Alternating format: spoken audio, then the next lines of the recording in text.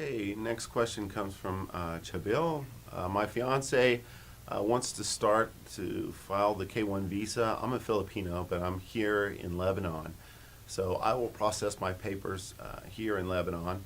My question is it easier to process here in Lebanon or in my country in the Philippines? Well, basically, with our service, you're going to process, complete the questionnaire online, and then you can generate the petition from our site. But really, you're going to process the petition where you're residing or working at. That's where you're going to attend the interview. Now, unless you plan on moving back to the Philippines, you would use your address there in Lebanon, and you'd go to the embassy, providing that they are processing immigrant visas there. I know the K-1 fiance visa is a non-immigrant visa, but they process it like an immigrant visa.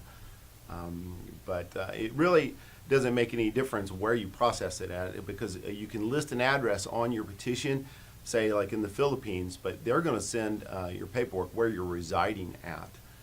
A lot of times we've had cases where somebody tried to change the address or tried to change the embassy selection, but they ended up sending the paperwork to the embassy where they were working or residing, and I recall the customer was upset on that, thinking they wanted it to go to the Philippines.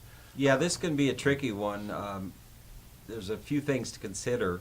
Number one, of course, we're assuming that you are legally resident in Lebanon, because you can't, they're not going to do it if you're in a country, say, out of status or you're not legally there.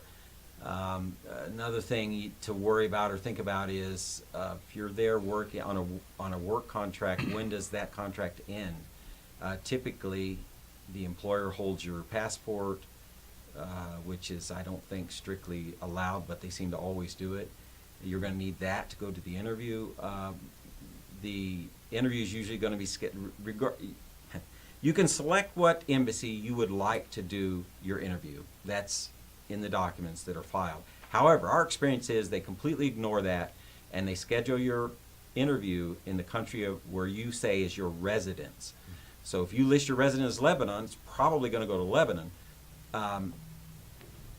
You need to look at your contract. All of these jobs that I've ever heard of anyway are contract jobs. And so when is your contract over? And you need to figure out the timing here, because if your contract ends and you leave Lebanon and now you're back in Philippines and your case gets scheduled in Lebanon, then now you've got to ask them to reassign it, and that will cause you a few months delay. It could be as long as 3 or 4 months. You would think they can send it right over. It's not that easy.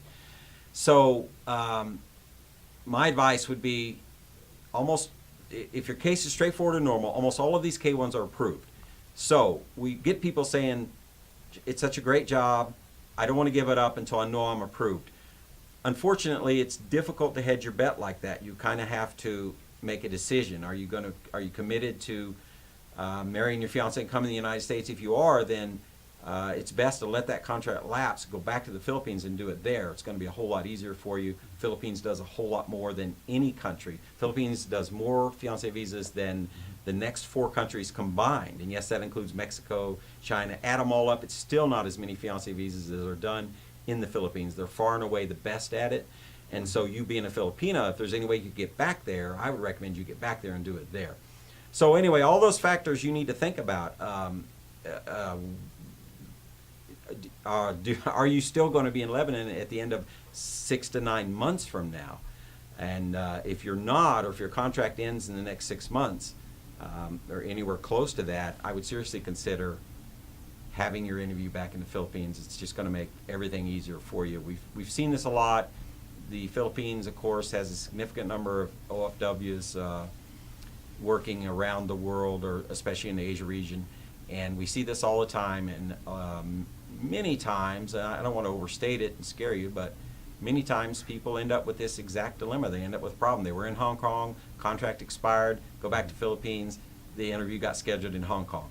Or vice versa. They're still in Hong Kong, the interview got scheduled in the Philippines, and they can't leave because they're under contract and they don't have access to the passport and all these things. So it's a fragile road you're on. If there's any way to get out of this contract or end or not renew it, I would definitely recommend that.